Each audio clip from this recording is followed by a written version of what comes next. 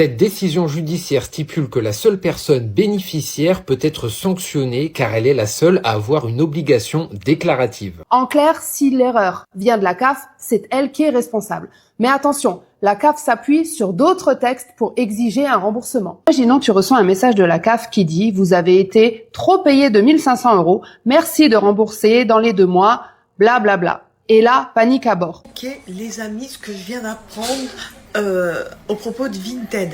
Attention, apparemment, la CAF coupe les APL à ceux qui ont vendu des vêtements sur Vinted. Je vous explique un peu mieux. C'est une cliente qui me l'a... La CAF peut-elle vraiment couper vos aides si vous vendez sur Vinted sans déclarer ?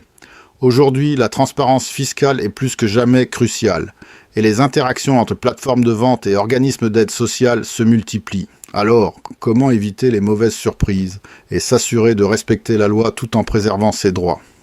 Éclaircissons cela ensemble. Mauvaise nouvelle pour les couples qui touchent la CAF. Écoutez bien, voici la décision de la Cour de cassation. Les 2 partenaires d'un couple peuvent-ils être sanctionnés même si seulement l'un d'eux perçoit les prestations ?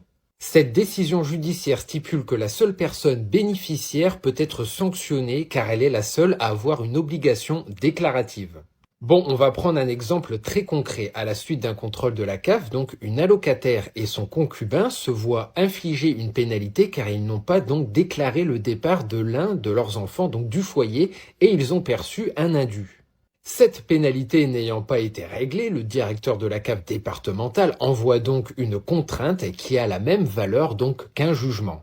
Mais cette sanction ne peut être prononcée qu'à l'encontre de l'allocataire fautif. Le concubin conteste donc cette décision devant la justice au motif que la seule personne bénéficiaire des prestations est susceptible donc d'encourir la pénalité pour une non-déclaration d'un changement justifiant le service de prestation. Et ce, même en situation de concubinage avec ce bénéficiaire. Donc la moralité dans tout ça, c'est que non, un couple ne peut pas être sanctionné tous les deux suite à une erreur d'un des concubins. Est-ce que tu savais que si la CAF t'a versé trop d'argent, t'avais pas besoin de les rembourser ?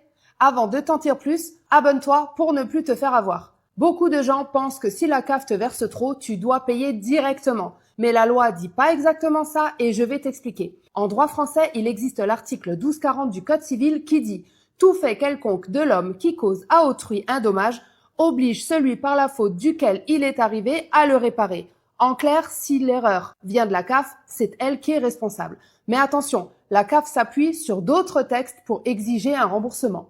Donc, si tu veux contester, il faut prouver que c'est bien une erreur administrative comme un retard de traitement, une mauvaise information de leur part ou un problème de mise à jour. Si tu peux le prouver, tu peux engager leur responsabilité civile et éviter le remboursement. Sinon, ils peuvent suspendre tes droits après 2 mois si tu refuses de payer. Commente CAF si tu veux que je te fasse une partie 2 sur les recours possibles pour bloquer ou réduire un remboursement et partage cette vidéo à tes amis car beaucoup payent sans savoir qu'ils pouvaient se défendre.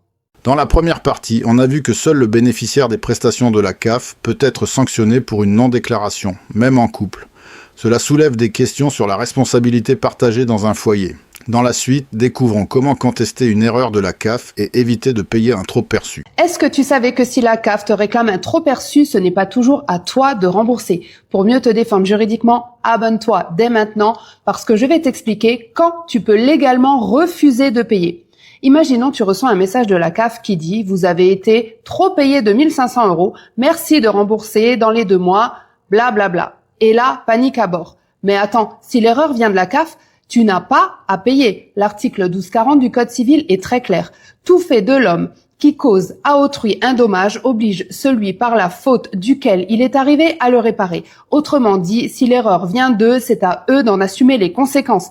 Mais attention, cet article ne s'applique que si tu prouves que la faute vient bien de la CAF. Retard de traitement, mauvaise information ou erreur de calcul dans leur service. Dans ce cas, tu peux contester le remboursement et envoyer un courrier recommandé au directeur de la CAF en expliquant l'erreur et en joignant tes preuves, relevé, mail, échange sur ton compte CAF, etc. Et si la CAF refuse ta demande, tu peux saisir la commission de recours amiable, la CRA, et en dernier recours, le tribunal administratif. En clair, si tu peux prouver que c'est de leur faute, tu n'as pas à payer. Si c'est une erreur de déclaration de ta part, alors oui, tu dois rembourser. Dis-moi en commentaire, est-ce que toi aussi, la CAF t'a déjà réclamé un trop perçu? Et surtout, partage cette vidéo parce que des milliers de Français remboursent alors qu'ils n'y sont pas obligés.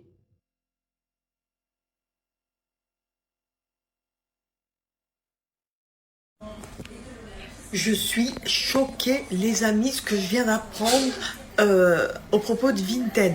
Attention, apparemment, la CAF coupe les APL à ceux qui ont vendu des vêtements sur Vinted. Je vous explique un peu mieux. C'est une cliente qui me l'a dit aujourd'hui. Voilà, on en a parlé de ça ce matin au magasin et elle m'a dit que la CAF couper les APL à ceux qui vendent sur Vinted. Alors moi je savais pas ça du tout, dites-moi si vous étiez au courant ou pas. Au début je me dis mais elle doit se tromper, ça n'a rien à voir. Et en fin de compte elle m'a expliqué. En fait quand vous faites des ventes sur Vinted, normalement vous devez les déclarer aux impôts, ce qui est normal. Donc voilà, après les impôts ils prennent toutes les données que Vinted ont, comme quoi vous avez eu des ventes, et la CAF demande aux impôts si vous avez eu des ventes. Et si vous en avez eu et que vous les avez pas déclarées, eh ben ils vous coupent les APL. Et puis vous pouvez même avoir une demande en fait pour rembourser ce qu'ils vous ont donné. Donc faites très attention, c'est incroyable, incroyable. Choqué. La question de la responsabilité en cas d'erreur administrative de la CAF soulève bien des tensions. D'un côté, la loi exige des bénéficiaires une déclaration précise, de l'autre, elle offre des recours si l'erreur vient de l'administration. Et vous, êtes-vous sûr de connaître tous vos droits face à ces situations complexes?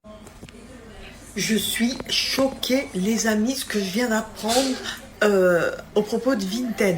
Attention, apparemment, la CAF coupe les APL à ceux qui ont vendu des vêtements sur Vinted. Je vous explique un peu mieux. C'est une cliente qui me l'a dit aujourd'hui.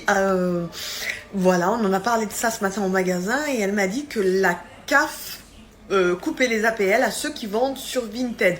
Alors moi je savais pas ça du tout, dites-moi si vous étiez au courant ou pas. Au début je me dis mais elle doit se tromper, ça n'a rien à voir. Et en fin de compte elle m'a expliqué. En fait quand vous faites des ventes sur Vinted, normalement vous devez les déclarer aux impôts, ce qui est normal.